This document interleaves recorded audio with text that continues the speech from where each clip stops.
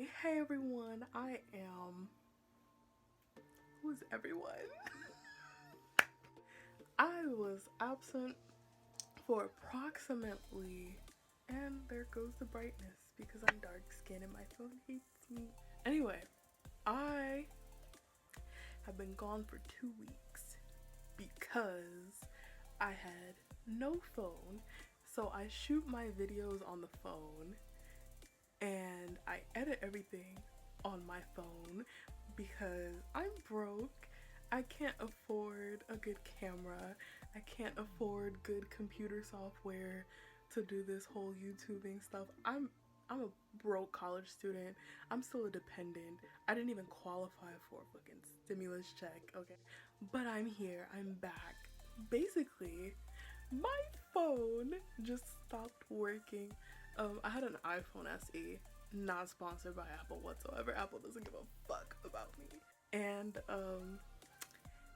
I had a case of touchscreen disease, which is essentially when your touchscreen completely stops working and you can't do anything on a smartphone without a touchscreen. So I basically had no phone. To make a long story short, I tried to buy a new phone from various places like Newegg, Best Buy, Walmart, and they were all just flops. Like, the whole thing was just a mess. I was really stressed out. My friends thought like I was ignoring them because I wouldn't text them back, but I was like, I genuinely don't have a phone, so I cannot physically iMessage you. Yeah, but now I'm back and I have a new iPhone, and I just cannot wait for this phone to possibly suffer the same fate or worse. While that was happening, I just spent time procrastinating on homework, sorta kinda. I've been pretty good with my homework. I'm not gonna do myself like that. I was also watching some stuff, watching some new things. I'm a Trekkie. I started watching the original Star Trek because I was like skipping around. But most recently, I was thinking about Disney. Okay, so rewind to a few months ago, and even though I am a staunch commie, I do not like giving in and supporting these corporate monoliths that just want to get their hands on our money and monopolize certain industries. I actually bought a subscription to Disney Plus.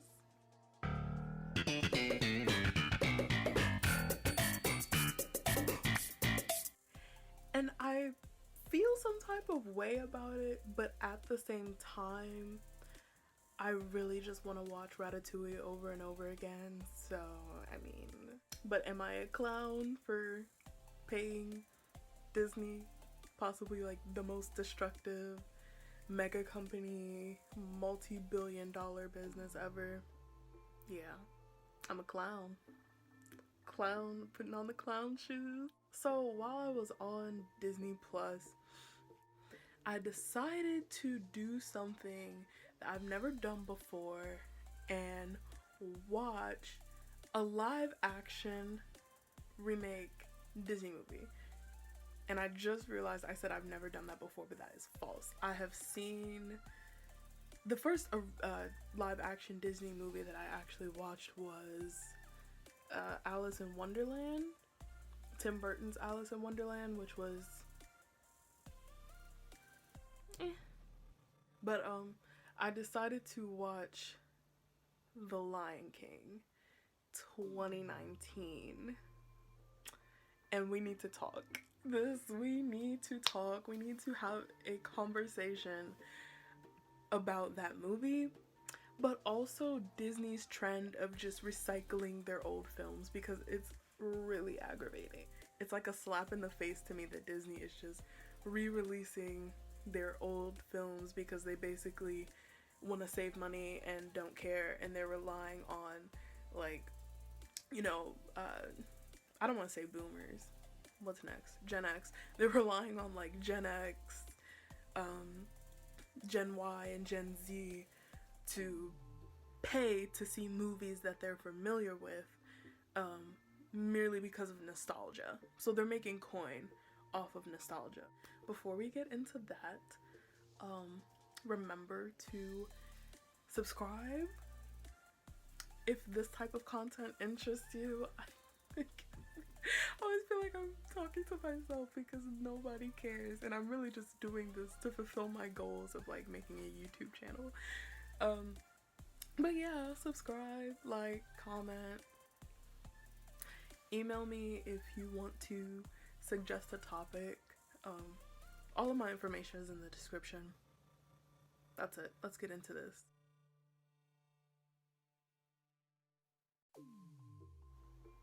The way that I'm doing my review of this film, I'm gonna give it an overall rating, but then I'm gonna individually rate certain elements of the movie, more specifically animation, voice acting, plot, and nostalgia. But I'll also talk about like some of the pros and cons of the movie.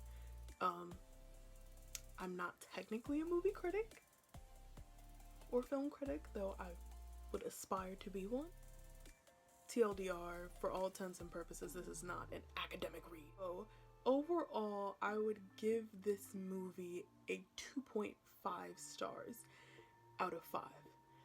And that 0.5 is just for having James Earl Jones come back and reclaim the role of Mufasa.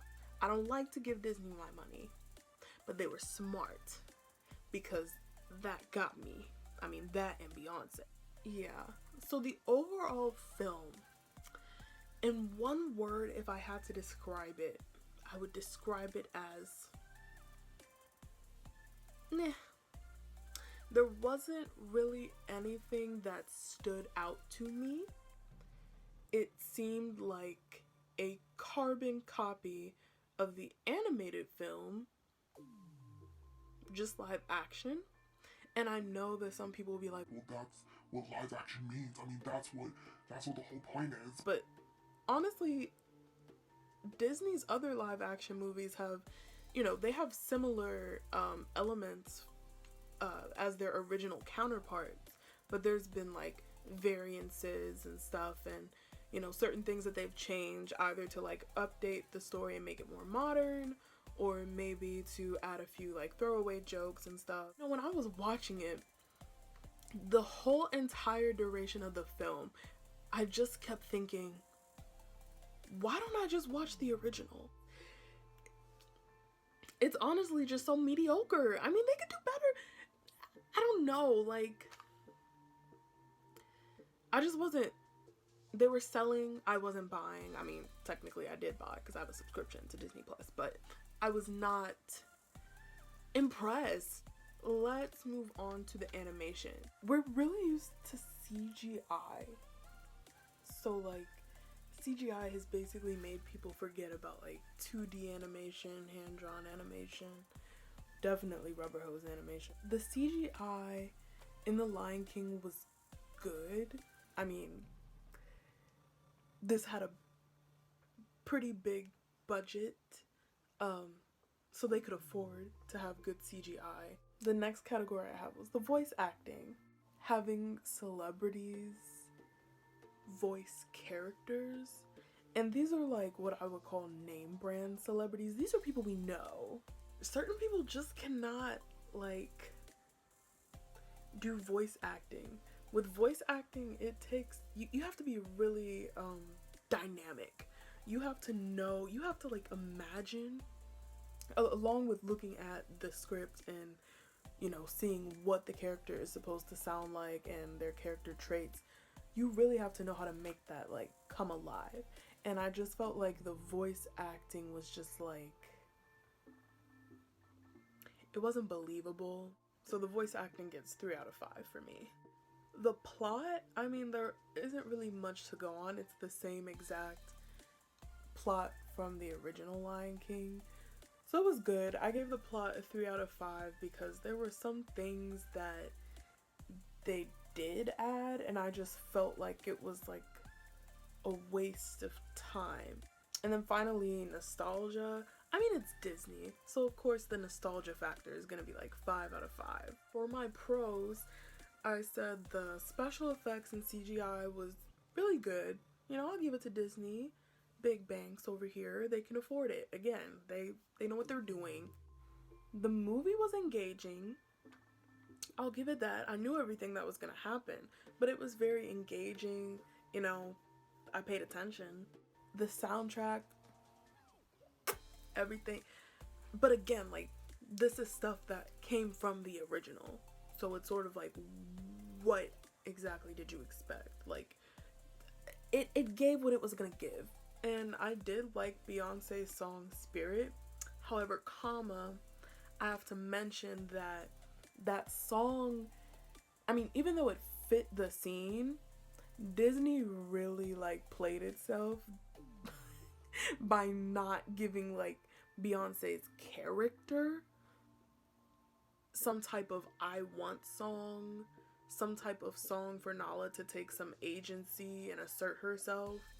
There's another YouTuber who I like that really covers this in his videos, and his channel is Sideways. You guys should totally check it out. Like how that song is really just a stand-in for the action that's happening versus a character singing the song. Let's get into the cons. My first problem with this was it felt way too long. The second thing, some jokes were throwaway. Here's the thing about humor and comedy. You know, just like any form of like rhetoric or communication, you have to know your audience. But if a child is watching this, some of the jokes that they had in there would go over their heads because it's, you know, you would have to be there. You would have had to watch the original to understand the reference. Also, there were like just things that were unnecessary. This whole gag with like hyenas not wanting to be close to each other. When we watch a performance, more specifically a musical,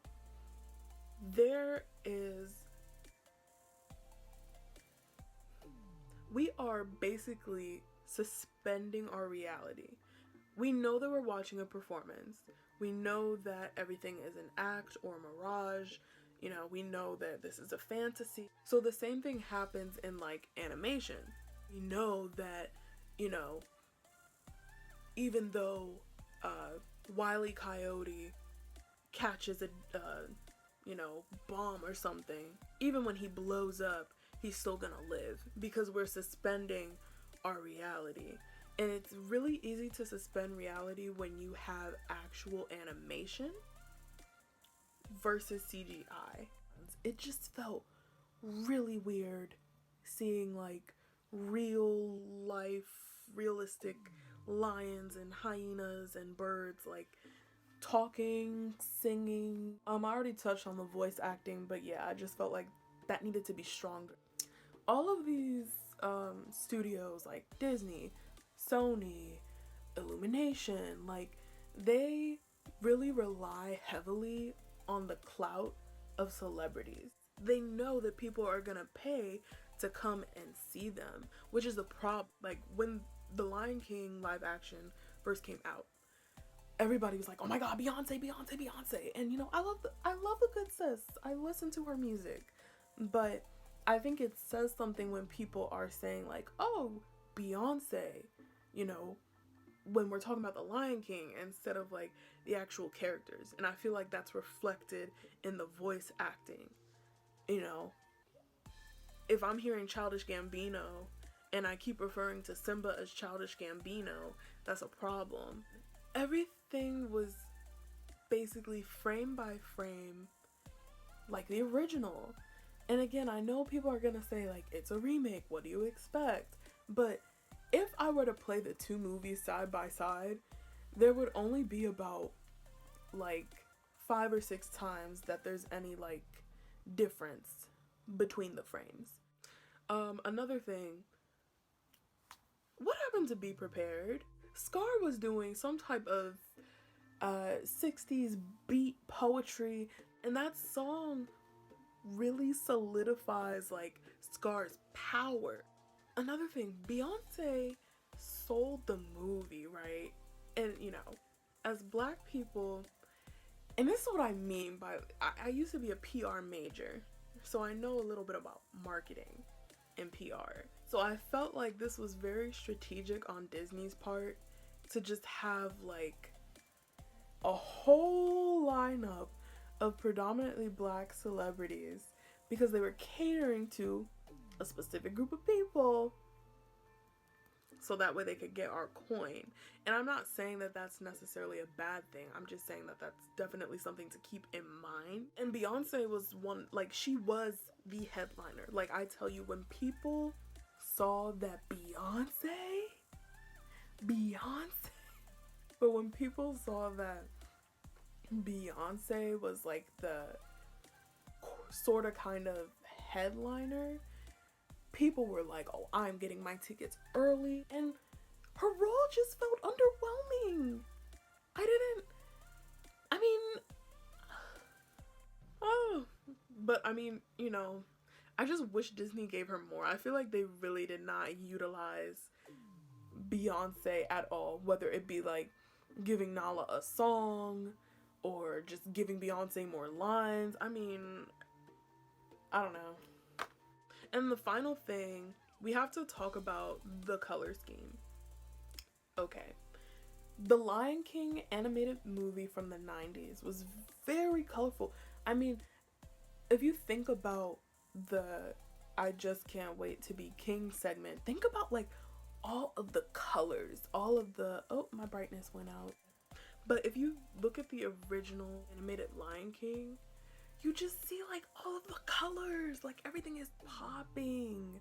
And then in this, it's just like very dull, very neutral.